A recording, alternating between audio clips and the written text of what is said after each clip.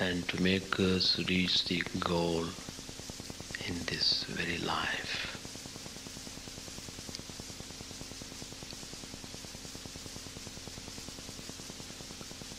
Sri Ramakrishna, whenever he talks only spiritual, ideas come out full of instructions. Every moment of his life, Sri Ramakrishna used for the benefit of humanity.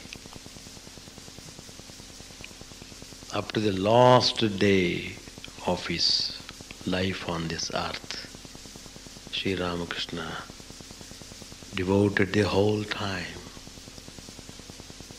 in guiding the spiritual aspirants. Sri Ramakrishna said, whoever is sincere, whoever has done little effort, will come to me. It's a very significant statement.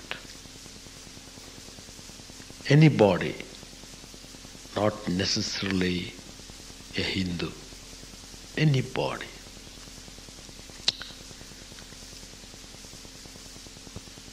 there is an incident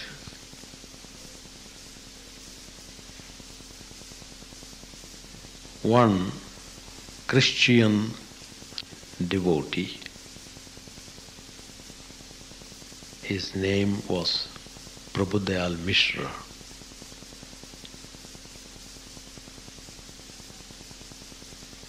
He had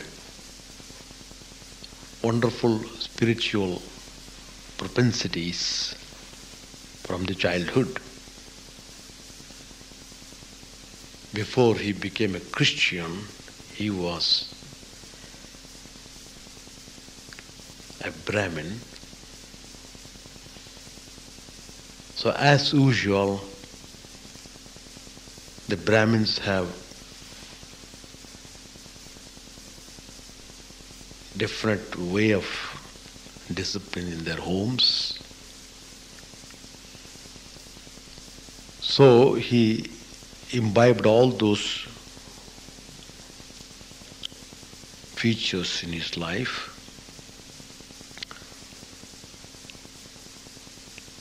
So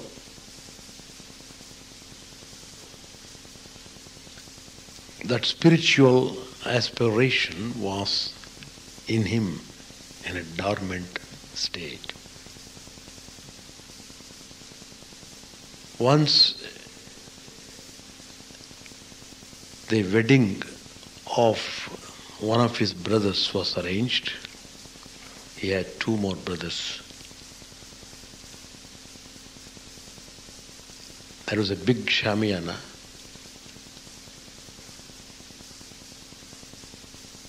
Somehow the shamiana gave way and both his brothers died. That was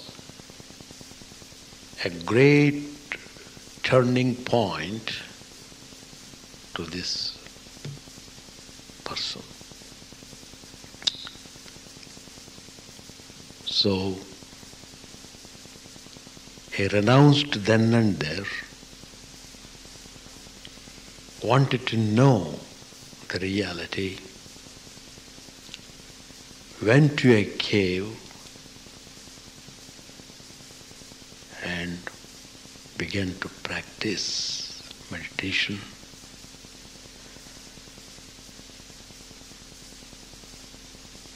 He said he began to Quaker sect, Quakers. Well, he himself said to Sri Ramakrishna, he had number of visions, and he saw Lord Jesus in Sri Ramakrishna when he came and saw him. He was amazed to see Lord Christ in Sri Ramakrishna.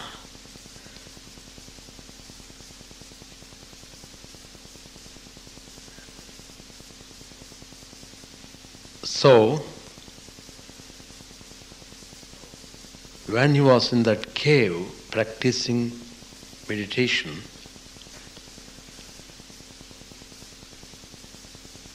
he had a number of visions. Once he had a vision where he saw vividly a lake and a high mounted place near it,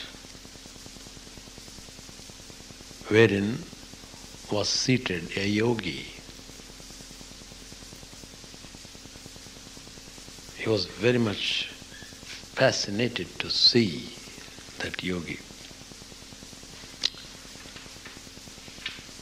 After some time,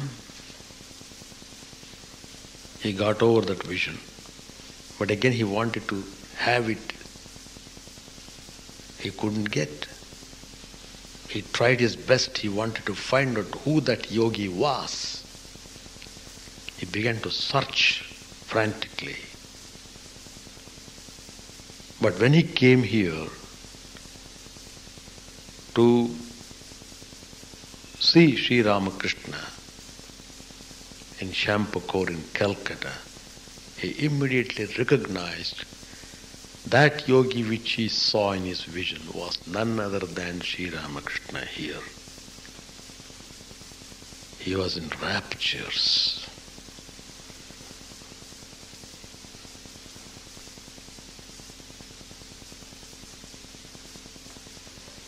What I mean to say here is that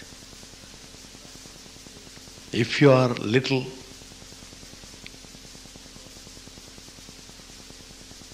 inclined towards spirituality sincerely, Sri Ramakrishna will help you.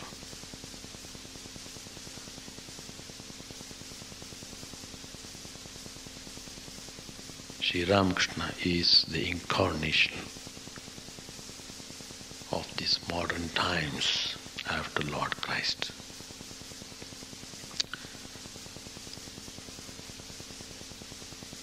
So he said, while talking to the devotees, no spiritual progress is possible without renunciation of lust and gold.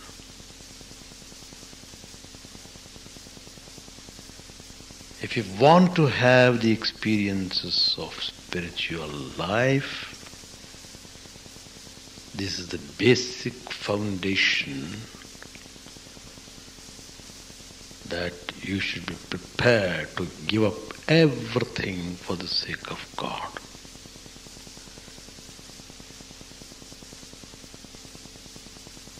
Mind is diseased on account of this lust and greediness. Man is ruined by this. Land, lust and wealth. These are the main source of binding the man.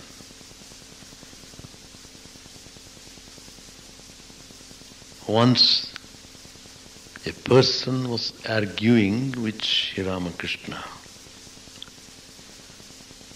Again and again he was talking roundabout in so many ways.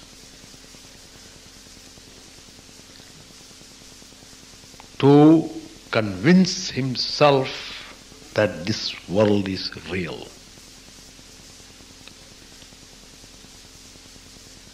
Sri Ramakrishna looked at him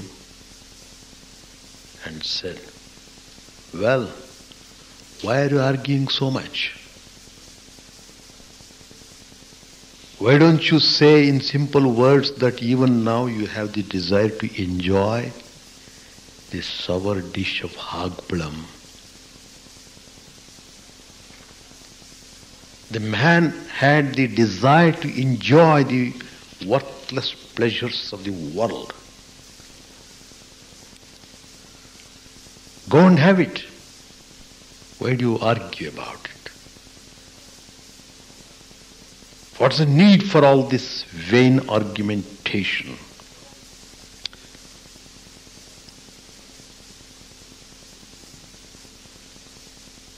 The truth is that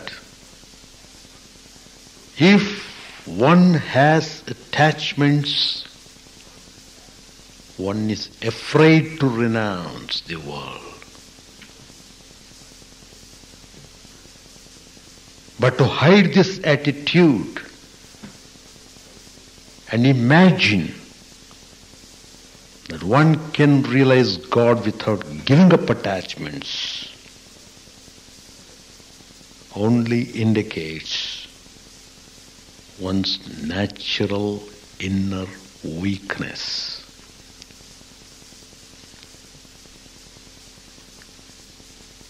There's a wonderful story in Yoga Vasishtha Ramayana.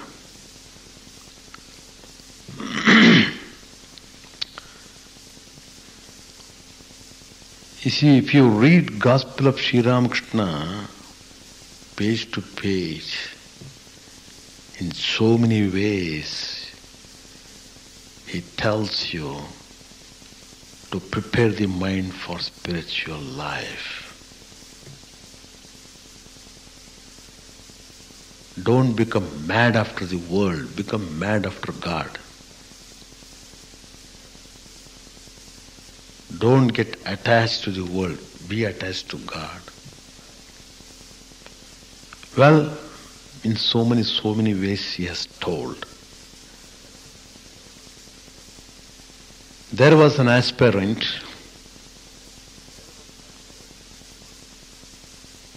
he wanted to live by the side of his guru, the spiritual master who had initiated him into spiritual life.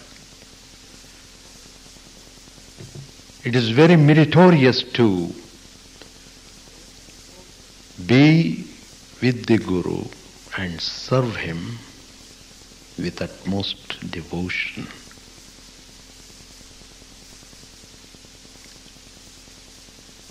That purifies the heart of the disciple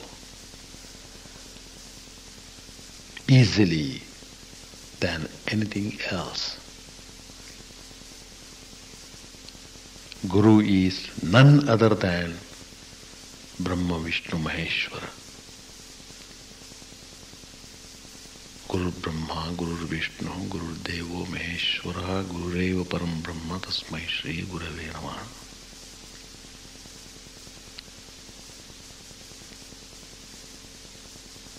He is the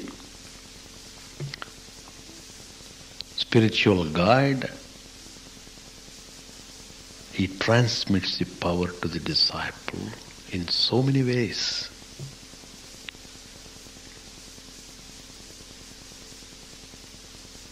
So, this particular aspirant considered himself a man of renunciation. He had given up everything except a piece of loin cloth, an asana for doing meditation, and a kamandalu for drinking water. Only these things are with him. Everything else he has given up. So he thought he had renounced everything.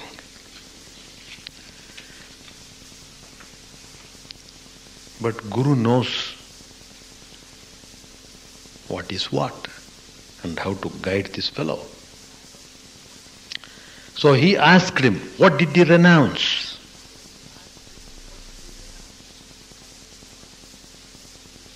And remarked, he had renounced nothing. why the Guru is telling like this? He became thoughtful. I don't have anything except this loin cloth, asan for sitting, and water pot. What else do I have? Is it the intention of my Guru that I should give up all these things too? He thought within himself, so without losing time, he kindled a fire, threw away one by one all those possessions into the fire. Then he concluded he had achieved true renunciation. Then the Guru again looked at him and said, "What have you renounced? A piece of cloth? It is made of cotton. Your asan and water pot, they are also made with different materials. All of these materials belong to nature. They don't belong to you, they belong to nature. What have you renounced of your own?"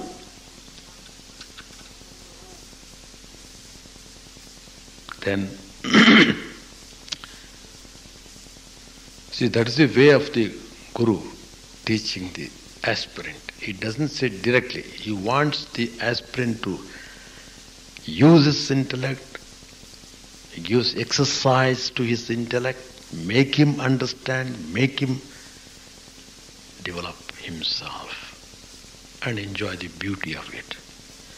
So, again, the aspirant became thoughtful. What is this? The Guru is not certifying my renunciation.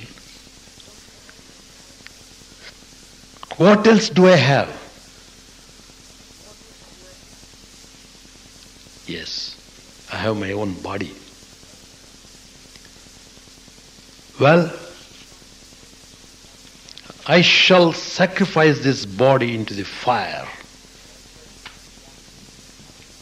Probably that would complete the renunciation. So, he was about to jump into the flames. The Guru found he could do that. Immediately he said, wait a minute, what are you doing? Just reason it out. Does this body belong to you? This body was made by your parents with their semen and blood. And later it grew from the nourishment of food. What has it to do with you? Tell me that. Then the aspirant came to his senses.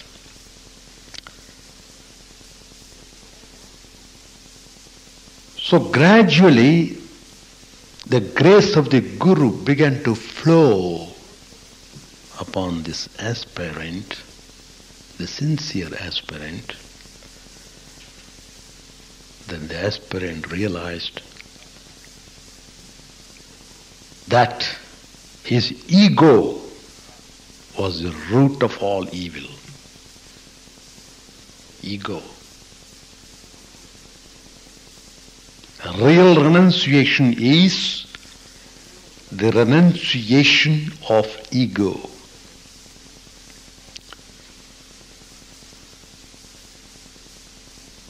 Renunciation of external things, even one's own body, is not considered to be renunciation at all. Therefore, taking or giving up these pairs of opposites are futile because they are in the domain of Maya.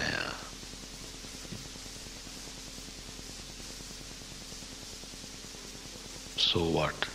So the essential thing in life is to take refuge in the Divine Spirit. take refuge.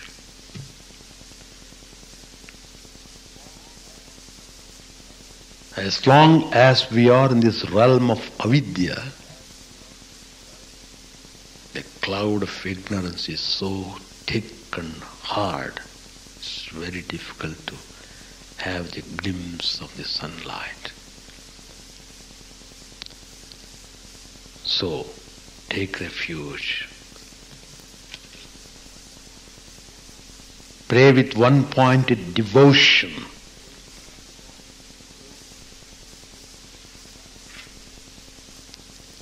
Love the devotees of God. Develop taste for His name. That is ekagra bhakti. Ekagra. Full one-pointed devotion to God. And Bhagavat Prem, love of the devotees. Thirdly, Bhagavad Ruchi,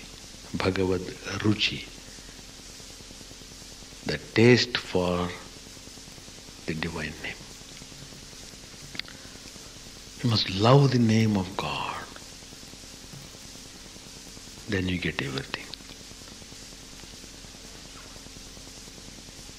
The next point Sri Ramakrishna points out, God can be realized, experienced when a person acquires sattva. Sattva gun is important. It's a precondition to have the vision of God. Householders, they devote in philanthropic activities such as charity and so on. Though they begin with that good, noble deeds, from nowhere the motivation comes. They aspire for some recognition. They want their name to be known. They have got a peculiar way of argument. Let my children know my father has done so much good work. Let my grandchildren know that this great-grandfather was there, very charitable person like that. Some reason he wants to give somehow. His name should come up, show up there. Sri Ramakrishna warns that's not good. Are you aspiring for spiritual growth? Don't care for such things. Don't care, don't have any motives when you do service to the people, when you help the poor, when you do charities. Don't expect anything. Then you get the maximum merit. That paves the way for spiritual realization.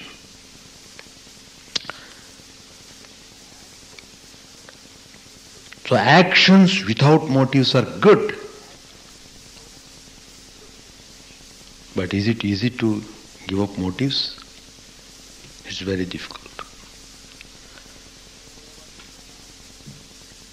So what's to be done? All right, engage yourself in good activities, but keep on feeling inward always. Have that feeling, what can I do?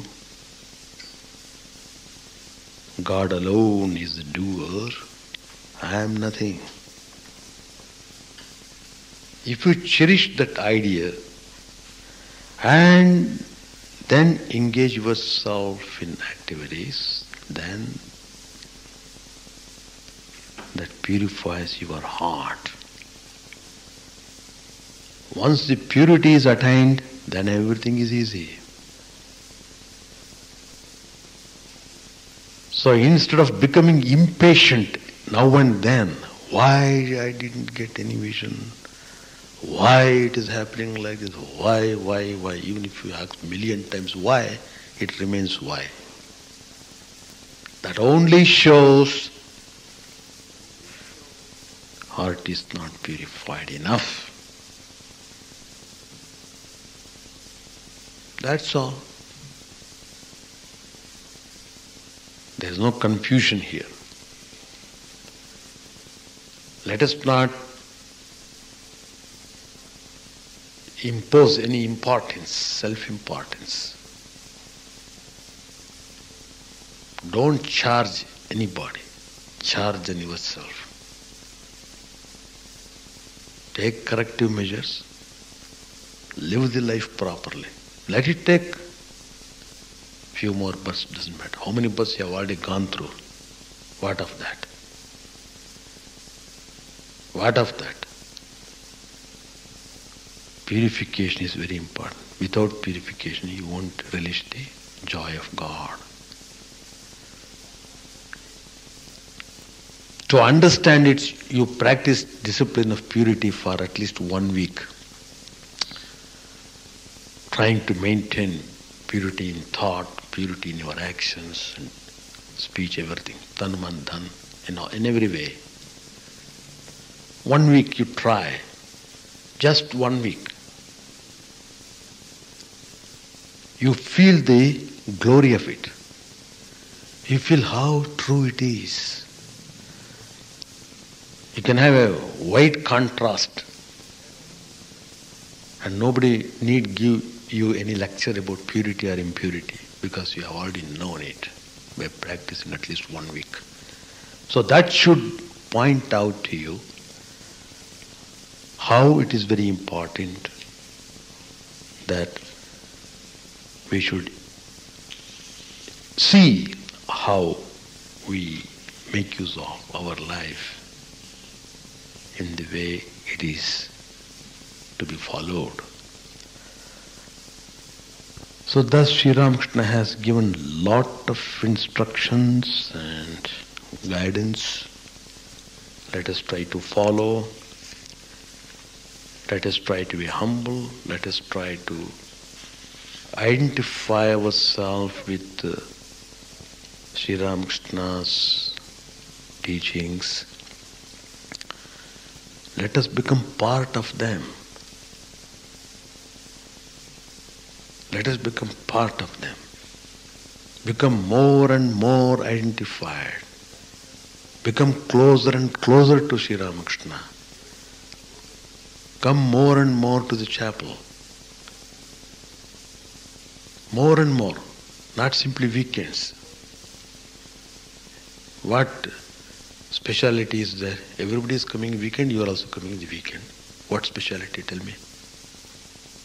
Speciality lies only if you come other days also. Become closer. Because here the glory of Sri Ramakrishna, the manifestation of Sri Ramakrishna is there. Every day he is being worshipped. Every day there is service, morning, evening, regularly. Meditations are done, prayers are done, spiritual vibrations are kept intact. If you are maintaining purity, you will feel that. Some people have expressed also. Some people have come to me and expressed, Swamiji, I find remarkably good atmosphere. How could he feel that? Because he is able to come, visit the ashram more frequently. That identification should come. That's what I mean to say. Mind immediately gets attached, Get yourself attached to Sri Ramakrishna. Let all the spiritual ideas go deep into the layers of your heart. Lot of cleaning process is to be done before you experience anything. So with these words I conclude my talk and my comments on the last class. The darkness of ignorance enlightened in lamp of knowledge.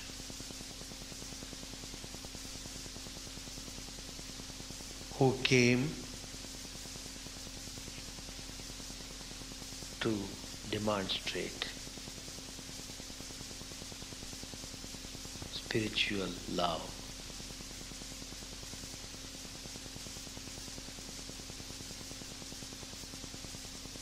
He wanted to share his experiences in spiritual life with all those who were sincerely seeking the truth.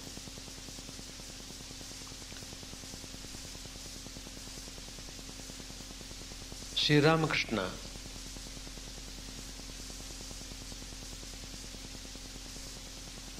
said, it is God alone who has planted in man's mind free will. It's a very important subject.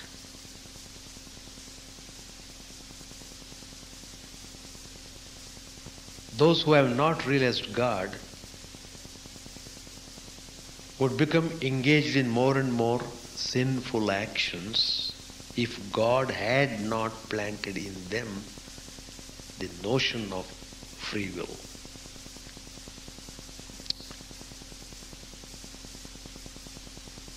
Sin would have increased if God had not made the sinner feel that he alone was responsible for his sin. Those who have realized God are aware that free will is a mere appearance. In reality, man is the machine and God its operator. Man is a carriage and God its driver.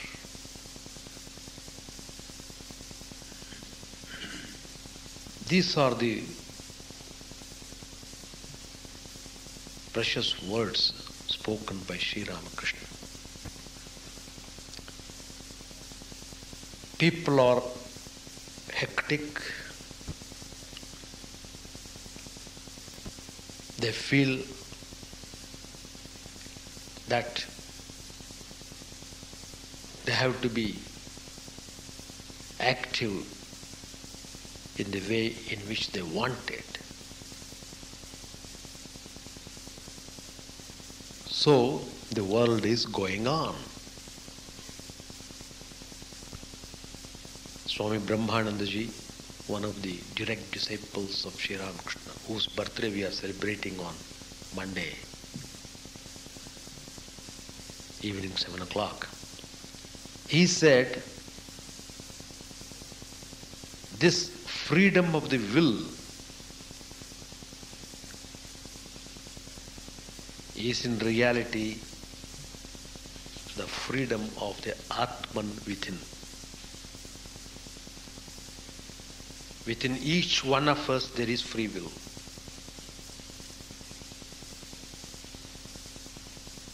Sri Ramakrishna used to say, awaken the power of that self which is within you. After all, what is the meaning and purpose of spiritual practices and disciplines? What's the use of all this? It is just to strengthen this will, the will to attain God in this very life.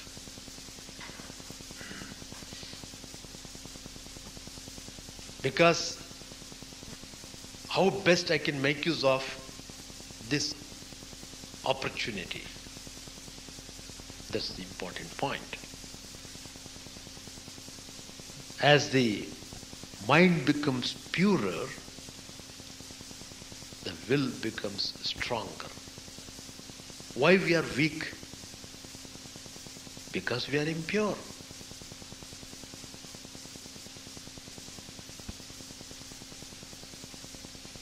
It is nothing but laziness to relax this will and think that in some future time you will realize God. People talk like this always.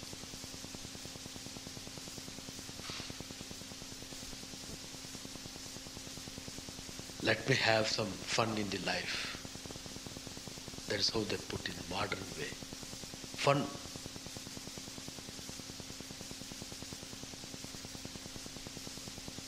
When the fun is over, there is no time for him to think of God. Death will be waiting for him. Come on. Your time is over.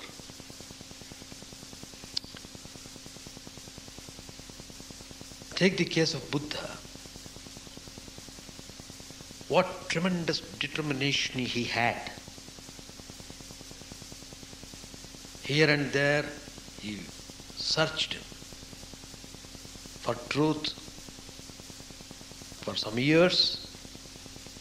Finally he sat himself down under a tree, determined to realize God then and there or die in the attempt. So he had to make this firm resolve.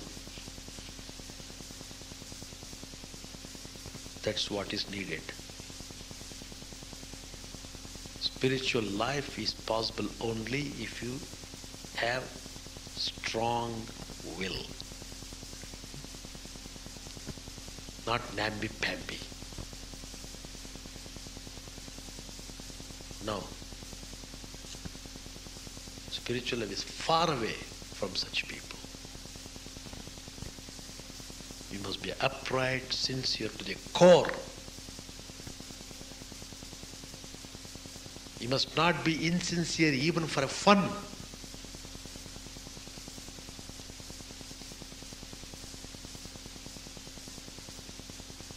Little by little, and with untiring patience, you must free yourself from all mental distractions. Mental distractions. Millions.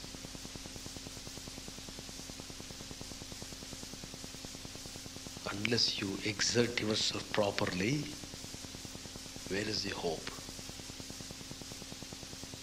To get away from all these disturbances. So all these distractions can be done away with only with the help of the intelligent will. Unless we are willing to understand, none can convince us.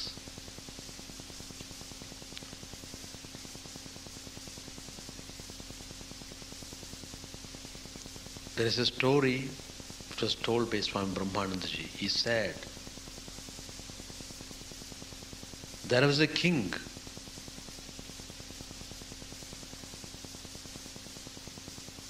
He said he would gift half of his kingdom to anyone who would teach him the preparation of the puffed rice.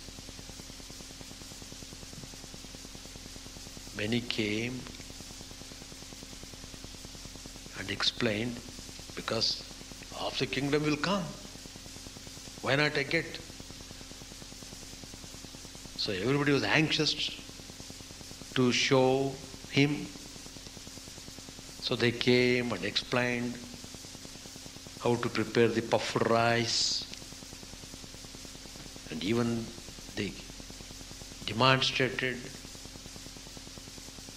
but at the end the king would simply say he did not understand. How could he? He simply would not. We are also like him. Who does not know that this world is transitory? But we refuse to feel convinced, lest we also have to give away half the kingdom. What is that half the kingdom? The enjoyments of the world. Enjoyments of the world. Until and unless we give up them, you have no hope to realize God. Forget God about it. All bunkum stories they tell outside. If you have to realize God, you must give up enjoyments.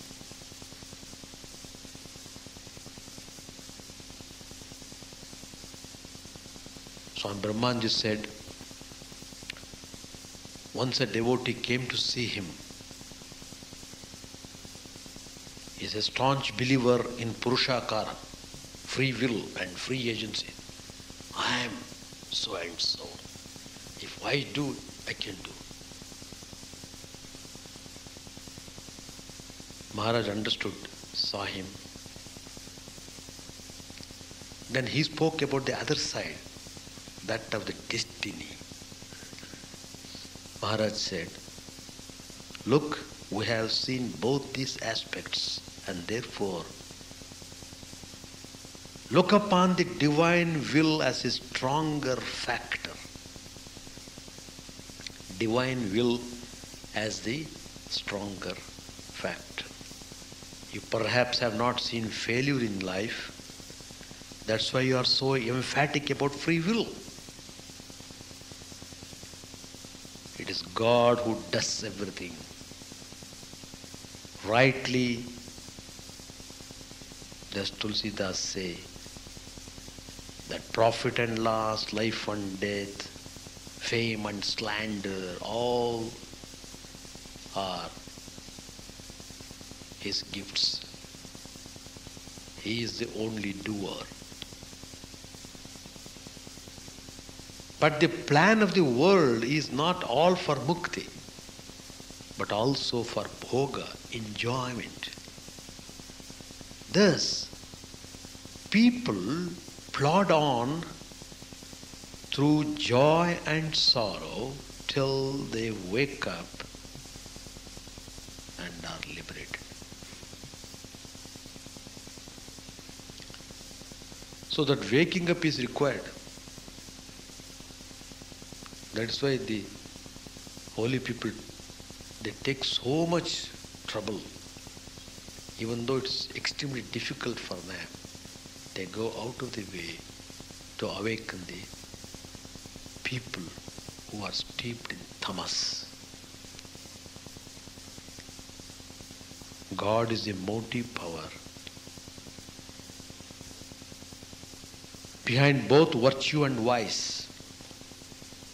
And behind all these is His beneficent will.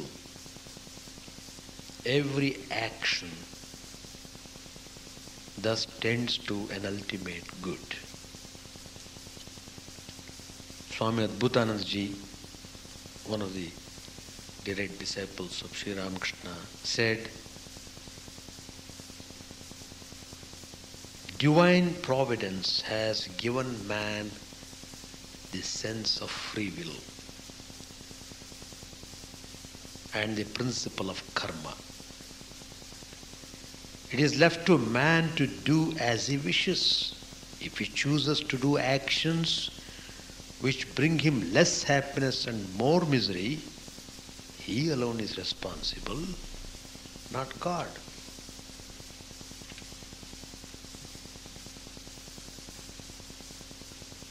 Another important point Sri Ramakrishna tells before concluding this chapter.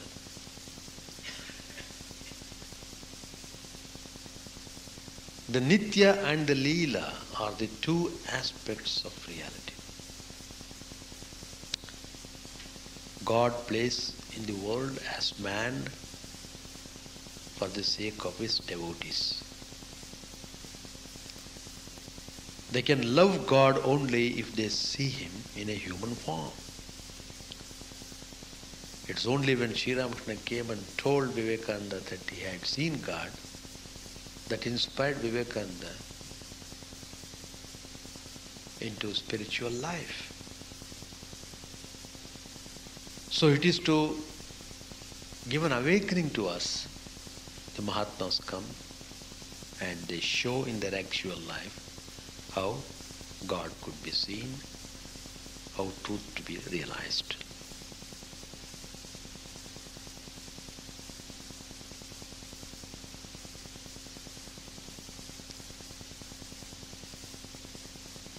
Only then people show their affection for God as their brother, sister, father, mother or child. It is just for this love of devotees that God contracts himself into a human form and descends on earth to play his Leela.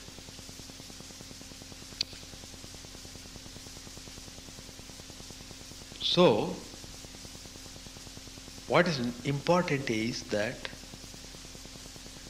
we should clearly understand the significance of these teachings of Sri Ramakrishna and pay full attention to whatever he had said and put them into practice sincerely. Then you are sure to get the result before too long.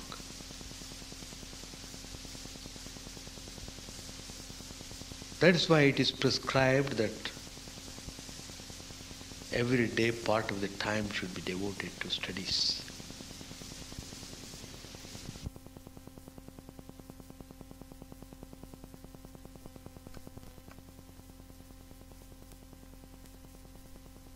The vichara. Every day it must be done. Just like taking bath every day,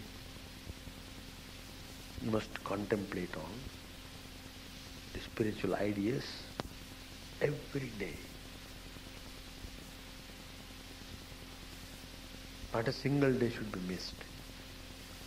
And to be done in a proper way, with Shraddha, with great love, devotion and dedication, you must do the things. Then you will be able to understand the truth properly. So that concludes chapter 18. Peace be unto all.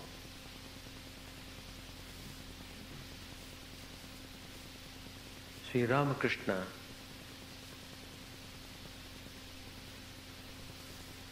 has shown through his own life the goal of human life, that is, to realize the truth, to have the direct experience of God,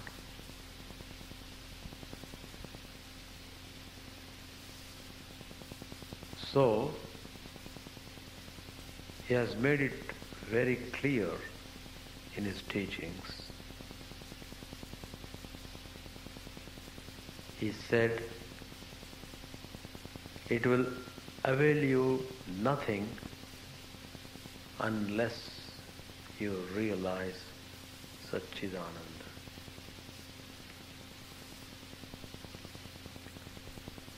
So, the whole thing has been spoken very clearly.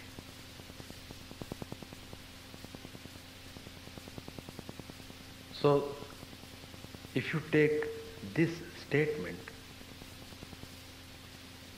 It will avail you nothing unless you realize Satchidananda. That means if we don't struggle at least towards this end, life is certainly waste. Whether we know it or not, waste is waste.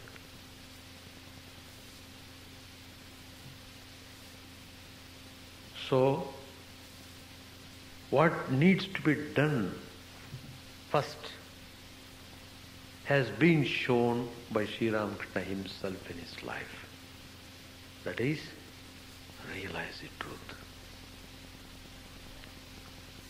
Put all your efforts, concentrate well, give whole mind towards that end.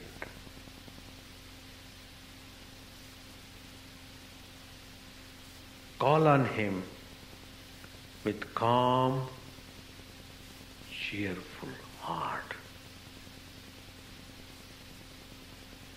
Since we have taken this human body, we are in a way maintaining duality. God is not realized.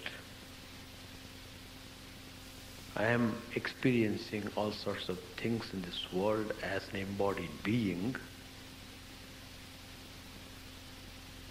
So,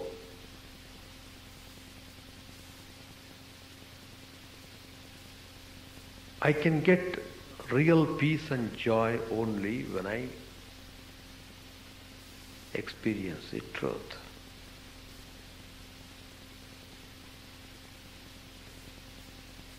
Though it is very much there in our own heart, it has become very difficult to experience, to have the vision of the truth, because mind is the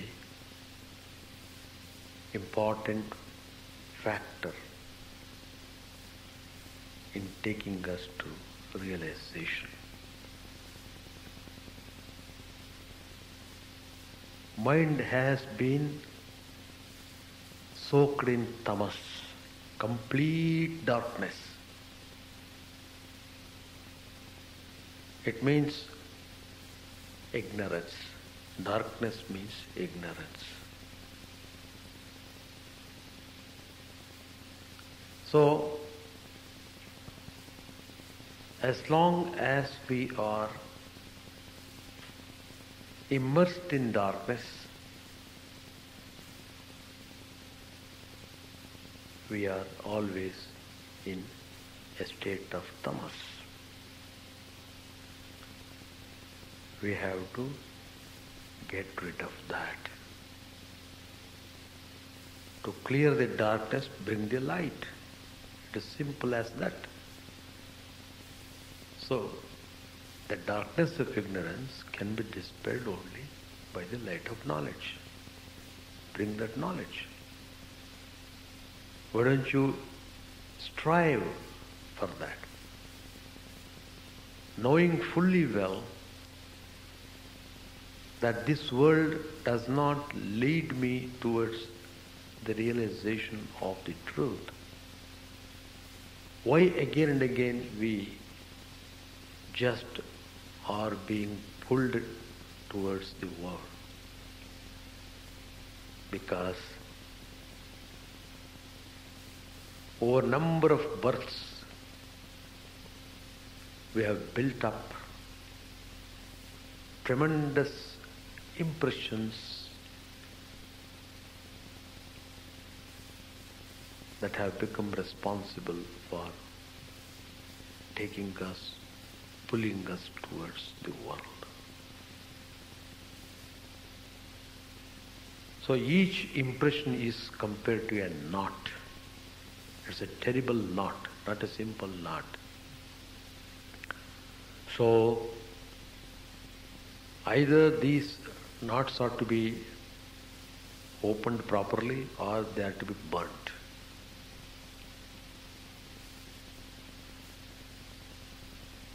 But anyway, when you know you are not going on the right path, when you come to know that you are going in a wrong way, immediately you must take the right step. Knowing still if you continue in the wrong way, it leads you nowhere. The more we don't think repeatedly about the spiritual ideas, the more we think of worldly things, the more it becomes difficult for us afterwards.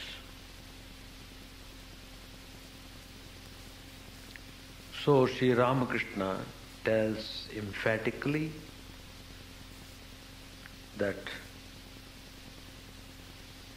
never waste your life in the transitory things. Whether you believe God with form or without form, it's immaterial. God takes form, at the same time He becomes formless.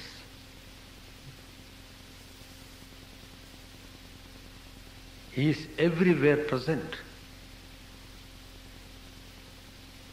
So, what is needed is we have to concentrate to realize the truth. To attain spiritual prosperity, we must give proper training to the mind.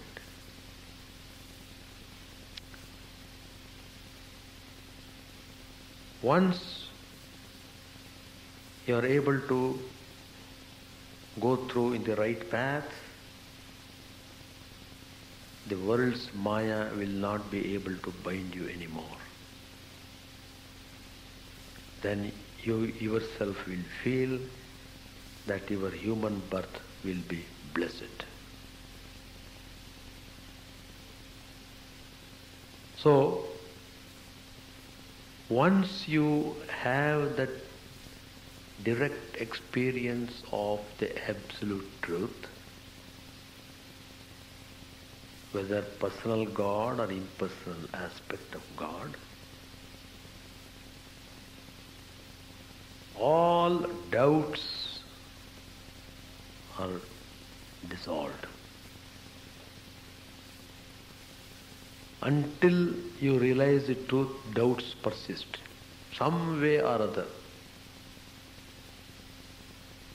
Just to distract your attention from the goal, just to divert your attention, all the forces are very eager to drag you any moment from the pursuit of your goal.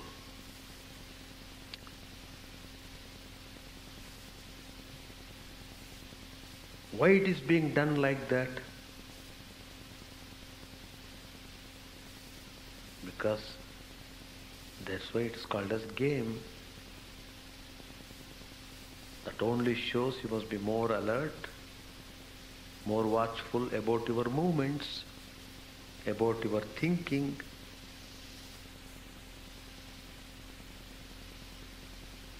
So, without giving any attention to any other thing, without being attached to anything, but only to your own way of worship of God. Divert all your attachments to that God whom you worship. never entertain anything on the way. By constantly putting the mind in that direction, all the evil effects of deeds are destroyed.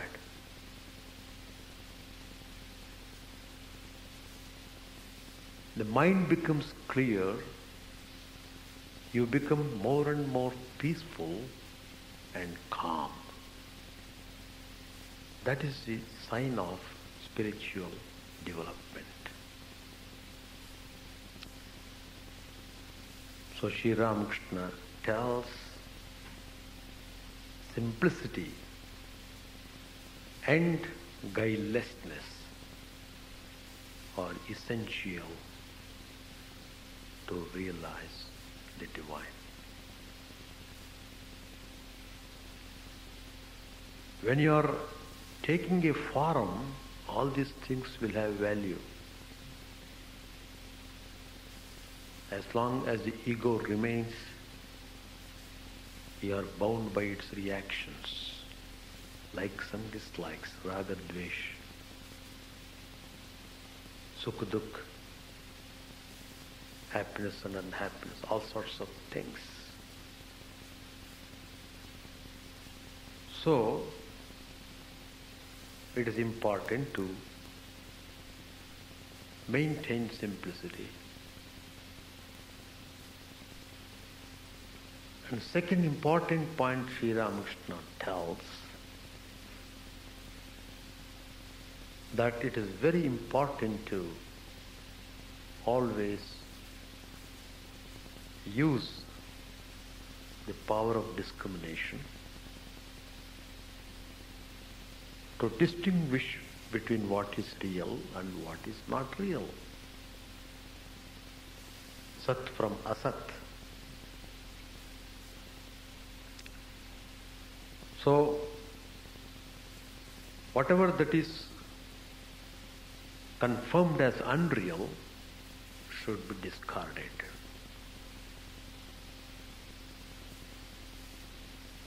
These things will help us to hold on, to concentrate upon the single idea.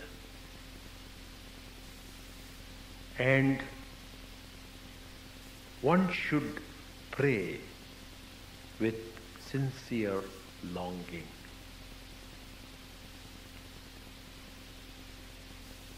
Sincere longing. How difficult it is. Sometimes we do pray, but it is not strong enough. It is so weak, feeble. Somehow we do prayer half-heartedly. No. We have to do the prayers more effectively, giving whole mind to what you are doing. Then only the desire to realize the truth becomes intensified.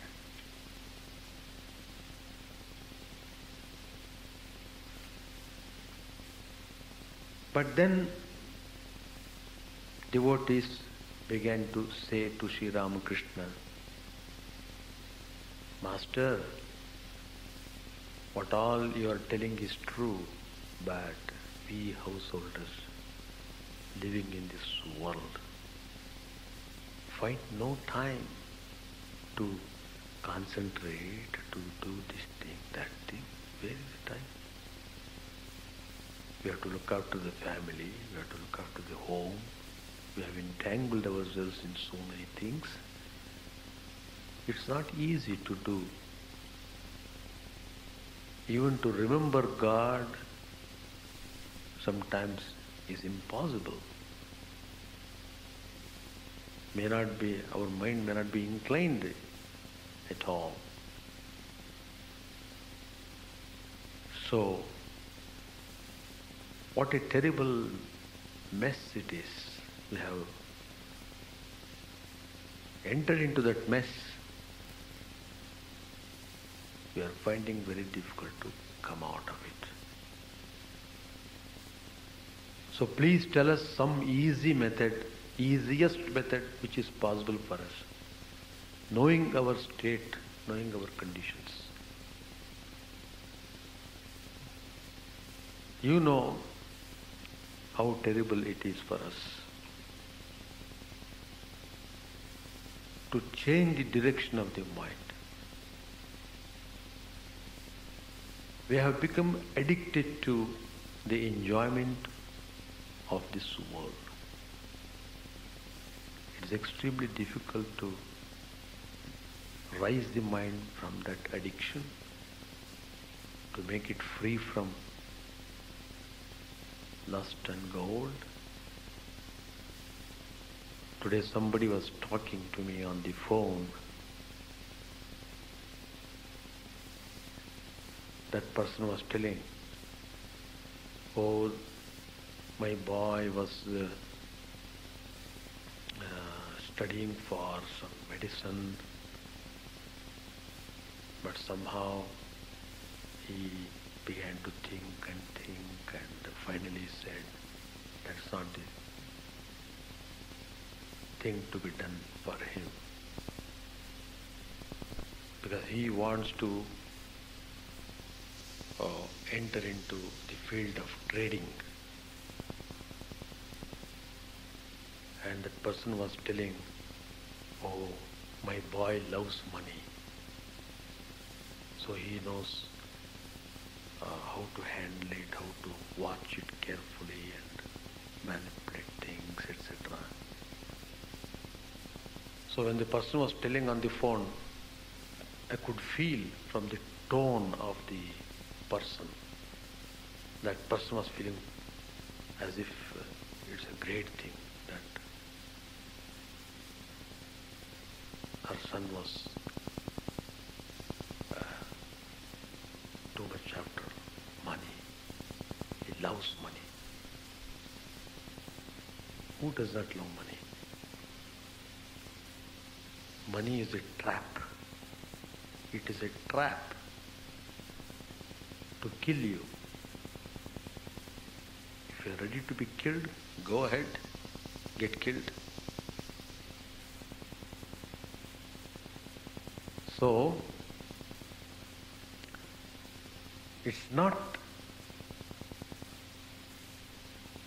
very easy to think spiritual ideas. Impossible. To attend a spiritual activity, they list 1,000 reasons. Suppose if they want to attend some worldly activity, immediately they jump and go. That means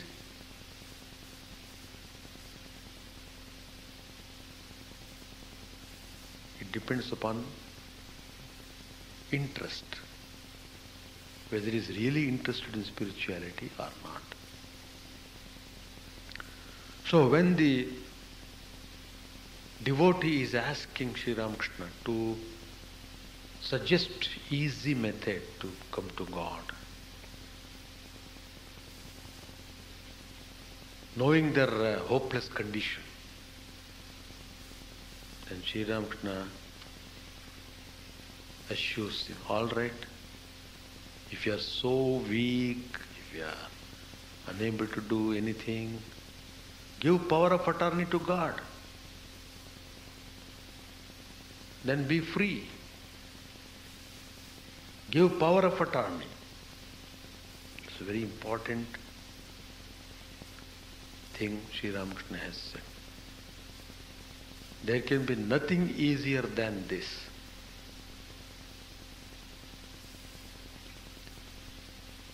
If you are unable even to do that,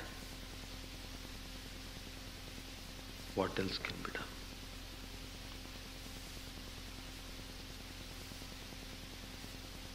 Give the power of attorney. Oh Lord, I am helpless. I can't do anything. Please take care of everything. Be humble and simple and sincere in your approach.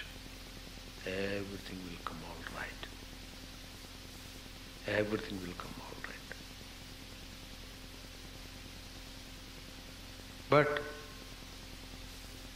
the man who is steeped in worldliness may find even the simplest thing very difficult.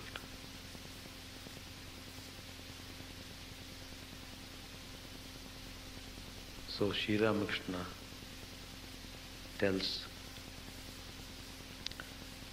a man does not feel restless for the vision of God until all his worldly desires are satisfied.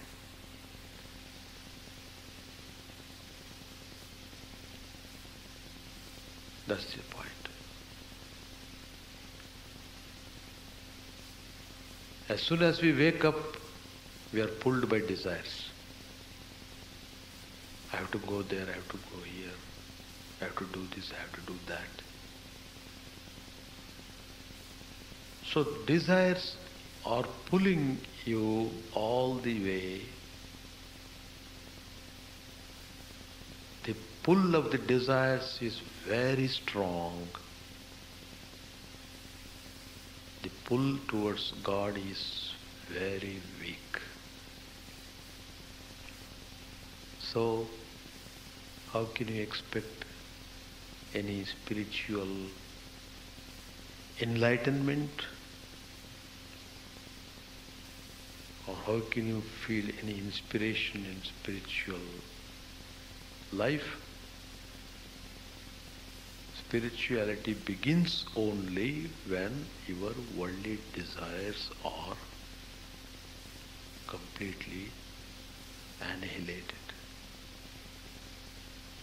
When you are able to discard the desires, they may come on account of the force of the momentum, on account of the momentum created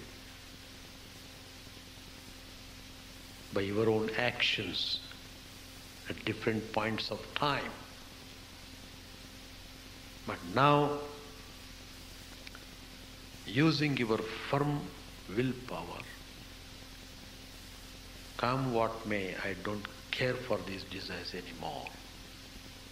Let them come, let them die. But that determination is very necessary. At some point you must be prepared to sacrifice something of yourself. Without sacrifice, what do you get? Tyage naike amrtatva manashuhu. Famous statement in the Upanishad. Only through Tyaga, vision of God is attained. Only through Tyaga you will be able to conquer death. So, you have to prepare yourself properly. That is why always satsang is encouraged. Sankirtan, singing the glories of God, community singing, community meditation, they are all very helpful, very useful. Do it properly, excellent result you will have. Excellent, I should say. You will feel it. That vibration, everyone can feel. Suppose if 50 people sit here and try to meditate, the very atmosphere changes the outlook. For the time being, you feel tremendous peace in your heart. So,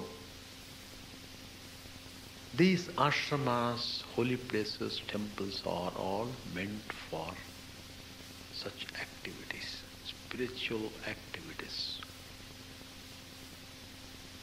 But if you are so dull even to do anything, then you don't deserve any vision of God. Forget about it.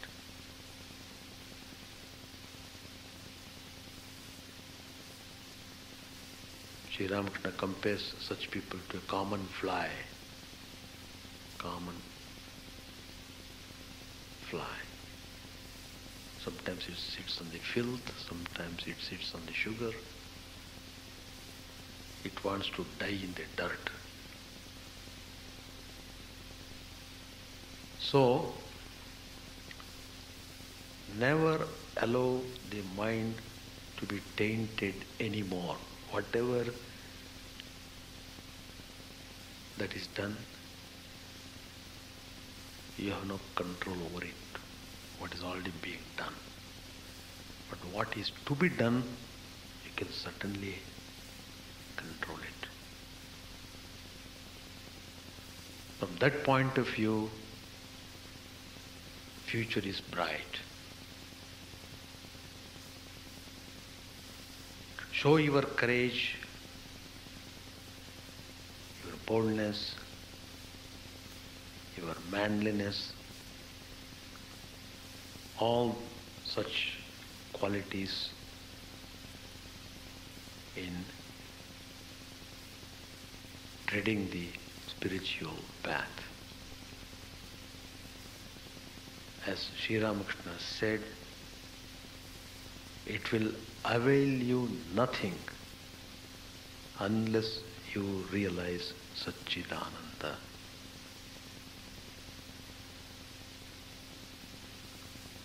That is the important teaching which Sri Ramakrishna has pointed out to us. Let us try to remember this teaching every day and see how far we are going in spiritual path.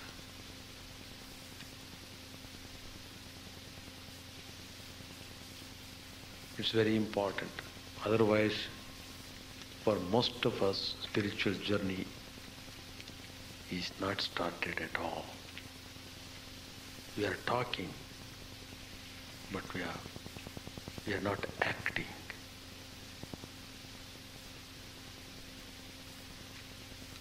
You have to act upon.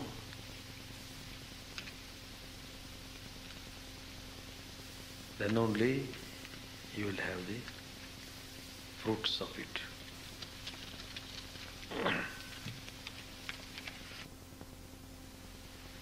Realization or experience of the truth.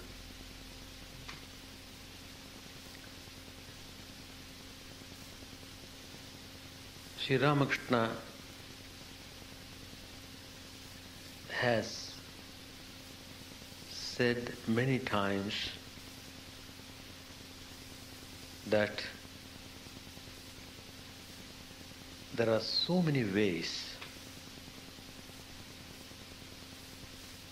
to approach the truth. Infinite ways are there. Just as the universe has infinite number of people. You can't count them. So everything is infinite. That is the nature of the truth. In Sanskrit it is called Anadi, Ananta. It is beginningless, endless. It goes on this way. Millions and millions of years, the creation goes on. Involution, evolution. Again it is indrawn, again it comes out. So, this cycle goes indefinitely. So also births and deaths we are passing through. number of births and deaths. How many times we have been born? How many times we have been dying? How many times we'll be again be born?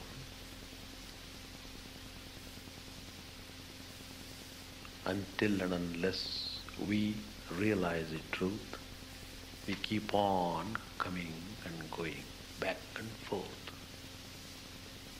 Nobody can stop it.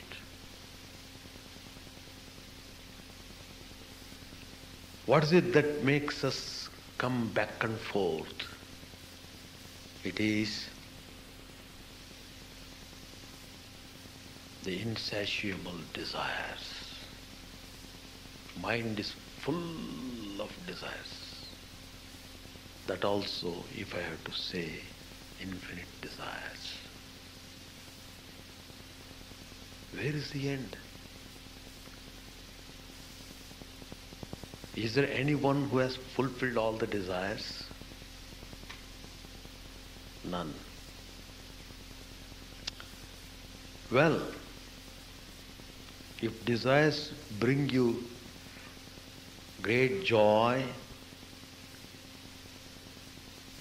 and give freedom from pain and suffering, the desires are welcome. But in actual experience, we find it is not so.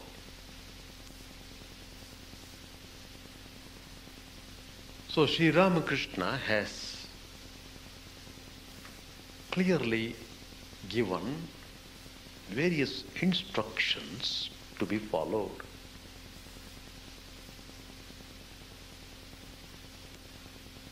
The instructions are easy to understand, but difficult to practice them.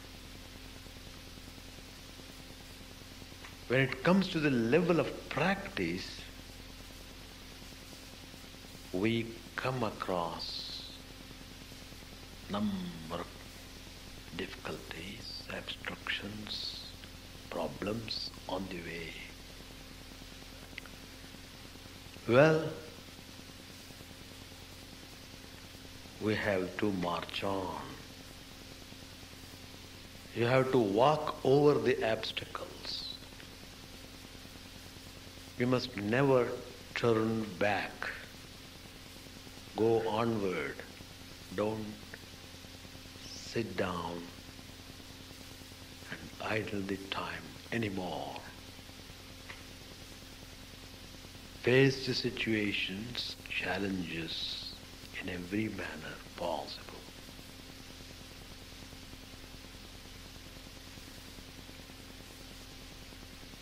So,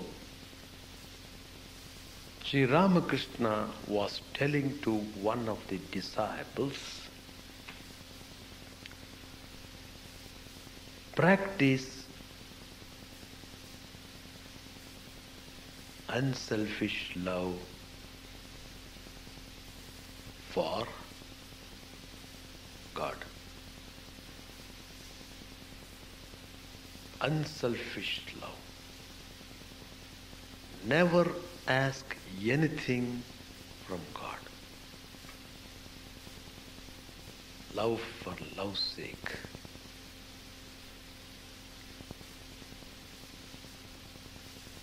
One of the direct disciples of Sri Ramakrishna said, if we love God for what we can get from Him in the world, it only means we really love the world, not God. In that sense, we can never be true devotees. Unless we become true devotees, we will not be able to have the bliss of the vision of God.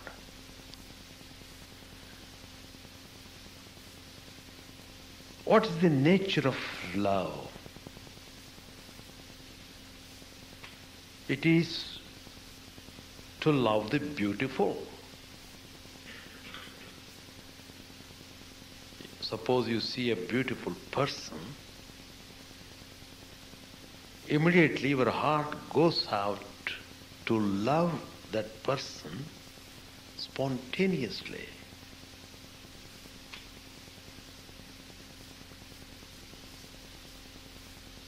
Then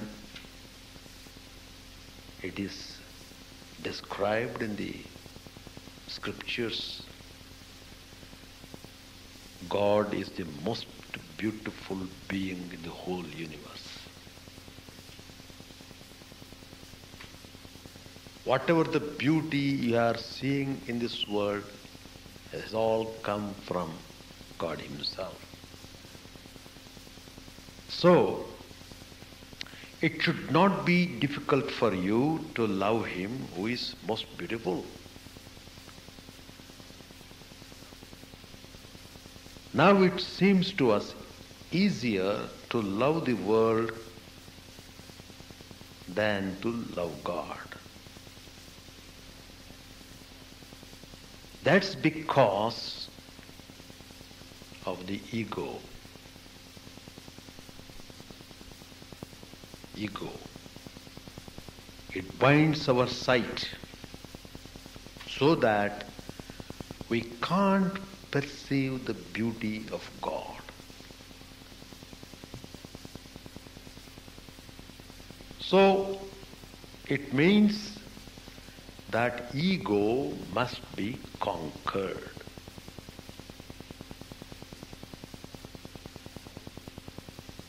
It is always a falsifier.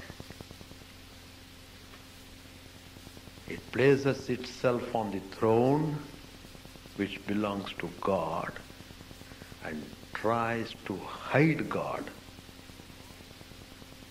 So long as the ego is on the throne,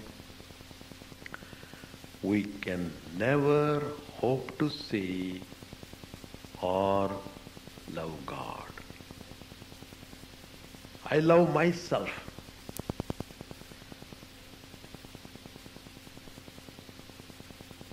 It comes to that point. I want to satisfy myself at whatever may be the price.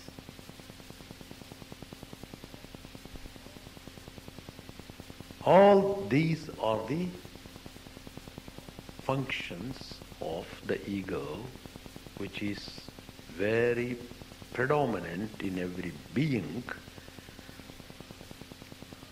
and we are pulled down to various difficult situations on account of this horrible ego. Hate and anger are the signs of the ego. If a man hates anyone or gets angry with anyone, you may be sure that that person has not conquered his ego and cannot feel true love in his heart. What is this ego? A mere soap bubble. One blow will break it and reveal its hollowness. We must get rid of the ego and reach the stage where we can say sincerely, no I, not I, but thou. When you have been able to put down the ego, love of God will come of itself.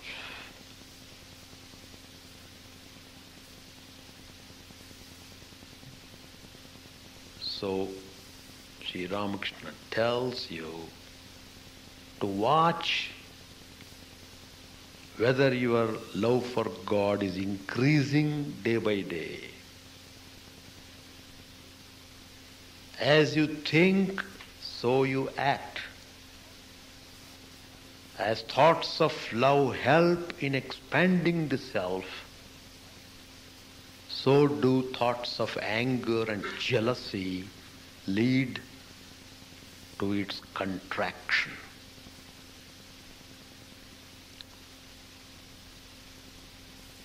A man of unselfish love for God, he says, "O Lord, I don't seek salvation. I don't want fame, wealth. I don't want to be cured of any disease that might come to my body. None of these do I seek. I want only Thee and Thee alone." This is a significant teaching of Sri Ramakrishna. It teaches us how to pray. We don't know anything about spiritual life and devotions. So Sri Ramakrishna is leading literally by hand. Go this way, do this way. Come on. He encourages, he inspires us. But if you are abstinent and doesn't want to get up and walk, then be prepared to suffer. He said further, many people come to a rich man with various desires. But if somebody comes to him simply out of love, not wanting any favor, then the rich man feels spontaneously attracted to such a person. Such is the wonderful effect of selfless love. Prahlad, a great devotee of Lord Vishnu, which we read in Srimad Bhagavad Puran, had this unselfish love, this pure love for God without any worldly end.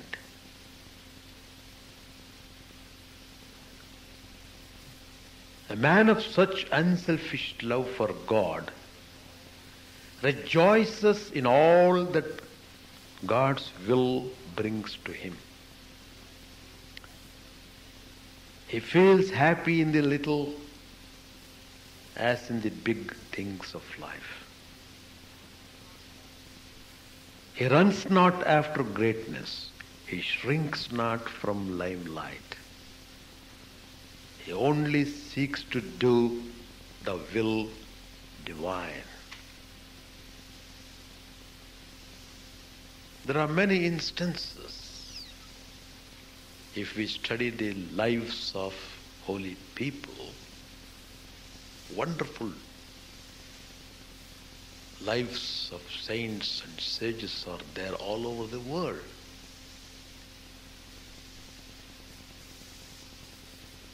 Like Kulashekar, a great devotee of Lord Vishnu, the king of Kerala in India,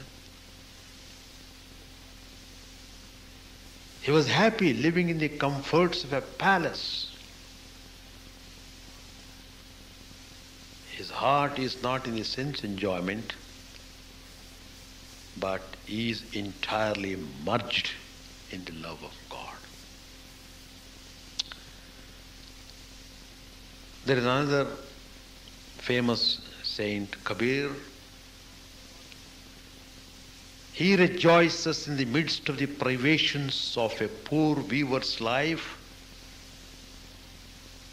greeting dishonor and disgrace suffering and starvation. He just didn't care for them. Come what may.